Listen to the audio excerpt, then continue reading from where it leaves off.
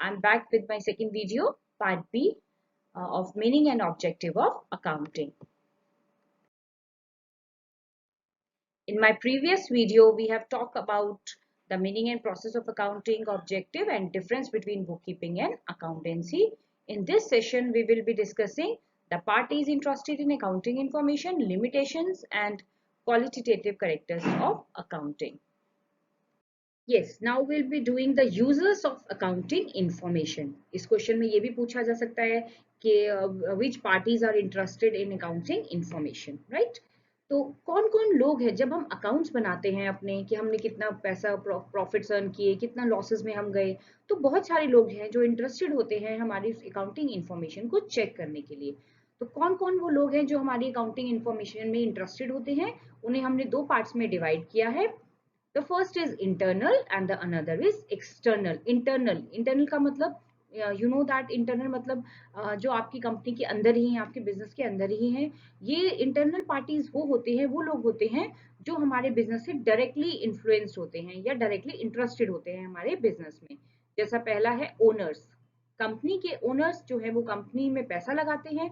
तो जब आप कहीं पैसा लगाएंगे तो definitely you will be interested to know whether the company is earning profit or losses. जब आप बिजनेस में पैसा लगाएंगे तो आप चाहेंगे कि आपको पता चले कि आपकी प्रॉफिटेबिलिटी क्या है, कितना पैसा आप कमा रहे हैं। और दूसरा है मैनेजमेंट। मैनेजमेंट में वो लोग होते हैं जो कंपनी के ऑपरेशंस कर रहे हैं, कंपनी को चला रहे हैं एक्चुअली। तो मैनेजमेंट भी जानना चाहेगी कि कंपनी के प्रॉफिट्स क्या हैं, वो बढ़ रहे हैं या नहीं बढ़ रहे, और उसके बेसिस पे कंपनी के लिए वो अगली पॉलिसीज बनाएगी। तो ये होते हैं हमारी इंटरनल पार्टीज जो किसी भी बिजनेस से डायरेक्टली रिलेटेड होते हैं। एक होते हैं एक्सटर्नल पार्टीज और एक्सटर्नल यूजर्स। ये वो लोग हैं जो हमारी अकाउंटिंग इंफॉर्मेशन को चेक करना चाहते हैं, जबकि ये हमारे बिजनेस से डायरेक्टली रिलेटेड नहीं है। जैसे हमारे पोटेंशियल इन्वेस्टर्स। पोटेंशियल इन्वेस्टर का मतलब है जो लोग हमारे बिजनेस में इन्वेस्ट करना चाहते हैं। अगर कोई हम भी कहीं अगर पैसा लगाना चाहेंगे तो हम डेफिनेटली चेक करेंगे कि आगे जाके हमारी इन्वेस्टमेंट बढ़ेगी या नहीं बढ़ेगी, हमारा पैसा सही हाथ में जा रहा है या नहीं जा रहा। तो इन्वेस्टर्स हमें पैसा देने वाले हैं तो वो भी चेक करेंगे कि हमारी कंपनी की जो रेपुटेशन है, जो प्रॉफिट्स है, क्रेडिबिलिटी है, वो कैसी है। अगर वो अपना पैसा हमारे पास लगा रहे हैं हमारे बिजनेस में तो वो चेक करना चाहेंगे कि हमारी कंपनी के जो प्रॉफिट्स हैं वो क्या हैं, प्रॉफिट्स में जा रही है, लॉस में जा रही है, हमारी फाइनेंशियल पोजीशन कैसी है, वो जानना चाहेंगे। नेक्स्ट आता है शॉर्ट टर्म क्रेडिटर्स। क्रेडिटर्स वो लोग होते हैं जो बिजनेस को पैसा देते हैं, उधार देते हैं एक्चुअली। तो ये जब बिजनेस को पैसा देते हैं तो ये चेक करना चाहते हैं क्रेडिट वर्दीनेस को। क्रेडिट वर्दीनेस का मतलब है कि क्या हमारे बिजनेस की उतनी कैपेसिटी है कि हम इनके लोन को रीपे कर पाए। जैसे हम फॉर एग्जाम्पल, आप सिंपल से एग्जाम्पल लेके देखिए, जब हम होम लोन भी अगर बैंक से लेने जाते हैं तो बैंक भी हमारी इनकम स्टेटमेंट को चेक करता है, बहुत सारी हमारे बारे में इन्वेस्टिगेशन करता है, उसके बाद जाके हमें लोन मिलता है। तो ऐसे ही बिजनेस को भी अगर कोई पैसा लेना है तो बिजनेस की भी अकाउंट्स की स्टेटमेंट्स को चेक किया जाता है कि बिजनेस इतने साल से कितना प्रॉफिट्स कमा रहा है, क्या बिजनेस की इतनी कैपेबिलिटी है कि वो हमारे लोन को टाइम पे रीपे कर पाए। इन बेसिस पर ही जो हमारे क्रेडिटर्स हैं वो हमें लोन्स देते हैं। Next, employees. कंपनी के एम्प्लॉयज भी इंटरेस्टेड होते हैं कंपनी की प्रॉफिटेबिलिटी को जानने के लिए। क्यों? क्योंकि कई बार कंपनीज जो है वो प्रॉफिट शेयरिंग रेशियो बांटती हैं अपने एम्प्लॉयज के साथ। तो एम्प्लॉयज जो होते हैं वो हमेशा कनेक्टेड होते हैं कि हम अपने ऑब्जेक्टिव को अचीव कर रहे हैं या नहीं, हम प्रॉफिट अर्न कर रहे हैं या नहीं, क्योंकि उन्हें प्रॉफिट में एक पार्ट चाहिए। Next, tax authorities.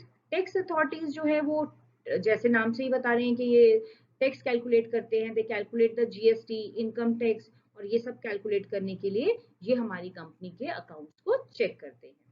The next is government. Government भी बहुत सारी इकोनॉमिक पॉलिसीज बनाती है, और जब पॉलिसीज बनाती है तो वो हमारे प्रॉफिट्स को, हमारे लॉसेस को, हमारी फाइनेंशियल साउंडनेस को चेक करती है, और उसी के बेसिस पे हमें सब्सिडीज देती है, रिबेट्स देती है। तो ये सब चेक करने के लिए भी गवर्नमेंट हमेशा जो बिजनेस है उनके अकाउंट्स बुक को चेक करती है। And the last one is competitors. हम अपने कॉम्पिटिटर्स के प्रॉफिट्स को भी चेक करते हैं। सिर्फ अपने ही प्रॉफिट्स के ऊपर नजर नहीं रखनी, हमें अपने कॉम्पिटिटर के प्रॉफिट पे भी नजर रखनी है कि हमारा कॉम्पिटिटर कितना पैसा कमा रहा है, वो हमसे ज्यादा है तो क्यों ज्यादा है। तो कॉम्पिटिटर्स के भी प्रॉफिट के ऊपर नजर बना के हमें रखनी होती है। जैसे मान लीजिए कोक है, तो कोक अगर प्रॉफिट्स अर्न कर रहा है तो वो डेफिनेटली देखना चाहेगा कि पेप्सी कितना प्रॉफिट अर्न कर रही है। और अगर पेप्सी मुझसे ज्यादा कर रही है तो क्यों कर रही है। तो ये कॉम्पिटिटर्स के भी एक दूसरे के कॉम्पिटिटर्स पर भी बिजनेस नजर रखते हैं ताकि उनके बीच में कंपैरिजन किया जा सके। आई hope the topic is clear. तो बेसिकली हम मैं एक बार फिर बता देती हूँ, अकाउंटिंग इंफॉर्मेशन हमारी जो भी हम अकाउंट्स बनाते हैं बिजनेस में, दो लोग होते हैं, दो पार्टीज होती हैं जो इंटरेस्टेड होती हैं उस इंफॉर्मेशन को चेक करने के लिए, internal and external. I hope the topic is clear. We move further. The next topic is limitations of accounting. Accounting की कुछ लिमिटेशंस हैं, कुछ ड्रॉबैक्स हैं। These are the following. First, influenced by the personal judgement of accountant. हमारे accountant की क्या उसका thought process है, क्या उसके ओपिनियन है, ये हमारे अकाउंट्स को इफेक्ट करते हैं। फॉर एग्जाम्पल, अगर हम एक ही बिजनेस का एक ही पर्टिकुलर टाइम पीरियड का दो लोगों से प्रॉफिट एंड लॉस अकाउंट बनवाएं तो आंसर में भी वेरी हो सकता है। दोनों सेम इंफॉर्मेशन से भी दोनों के आंसर अलग अलग आए, ये बहुत ज्यादा चांसेस होते हैं इस चीज के। क्यों?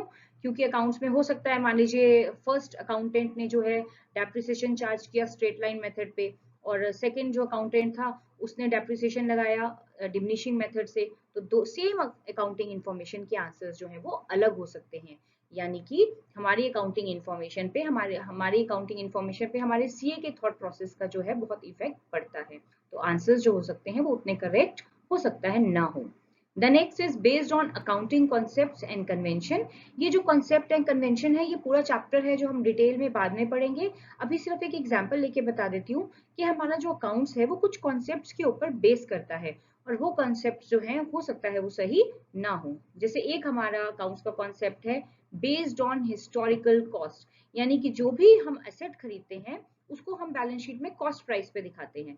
अब हर साल अगर वो एसेट, हम मान लीजिए मैंने एक लैंड खरीदी और मैंने उसको बैलेंस शीट में 50,000 का दिखाया, अगले साल भी जब बैलेंस शीट बनेगी तो मैं उसे 50,000 का दिखाऊंगी। पर क्या ये सही है?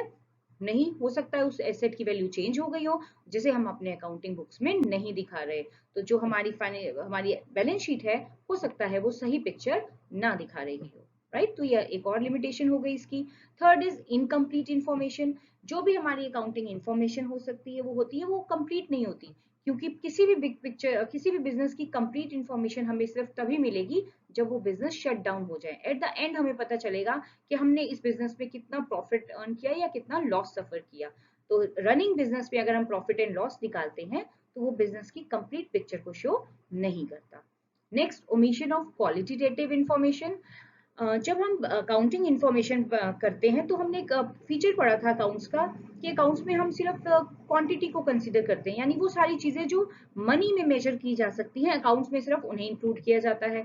बट बहुत सारे ऐसे क्वालिटेटिव फैक्टर्स हैं जो हमें इफेक्ट करते हैं बट अकाउंट्स में हम उन्हें शो नहीं कर सकते। मान लीजिए हमारी मैनेजमेंट बहुत इफेक्टिव है, बहुत अच्छे से काम कर रही है, लेबर के साथ रिलेशनशिप बहुत अच्छा है, और पूरी हमारी जो मैनेजमेंट है वो स्ट्रांग है, जिसकी वजह से हमारे प्रॉफिट्स हायर आ रहे हैं, बट लेकिन उस मैनेजमेंट की एफिशिएंसी को हम कहीं भी शो नहीं कर सकते। तो ये सही नहीं है, इंफॉर्मेशन जो आती है वो कंप्लीट नहीं होती। Next is based on historical cost. ये we have already discuss this point कि हम जो भी एसेट खरीदते हैं उसको हम अपनी कॉस्ट प्राइस पर दिखाते हैं।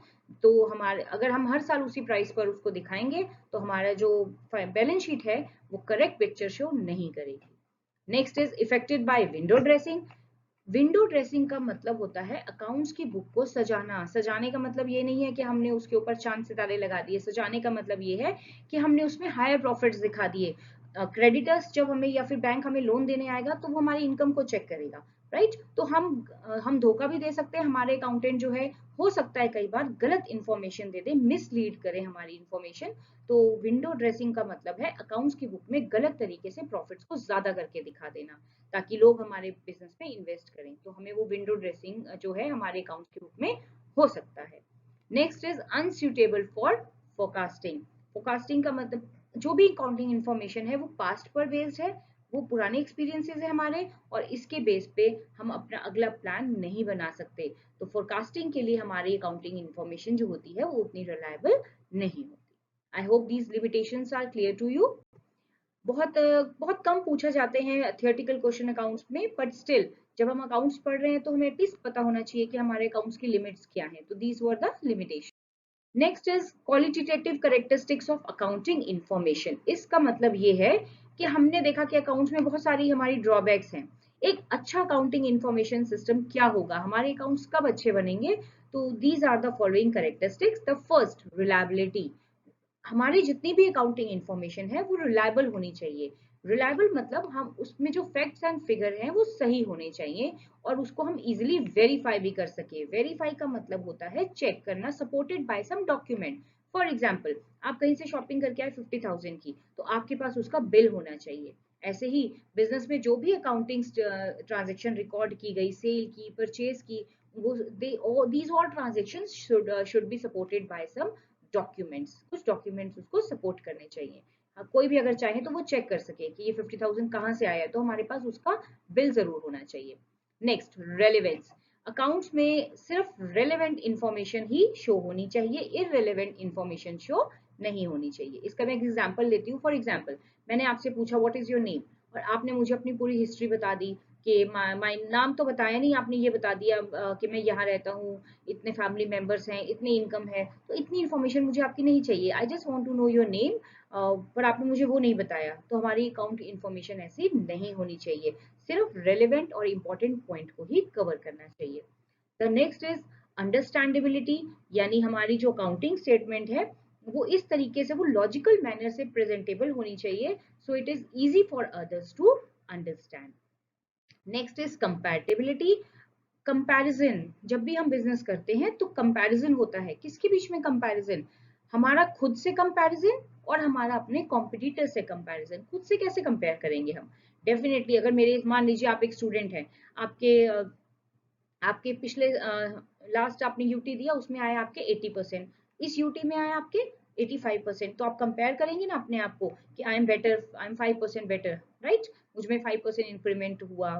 तो ऐसे ही कंपनीज या बिजनेस भी अपने प्रॉफिट्स को कंपेयर करते हैं खुद से, अपने प्रीवियस प्रॉफिट से और अपने कॉम्पिटिटर्स के भी प्रॉफिट से। Next is faithful presentation. Accounts में जितनी भी स्टेटमेंट्स होती हैं वो फेथफुल होनी चाहिए, उसमें विंडो ड्रेसिंग नहीं होना चाहिए।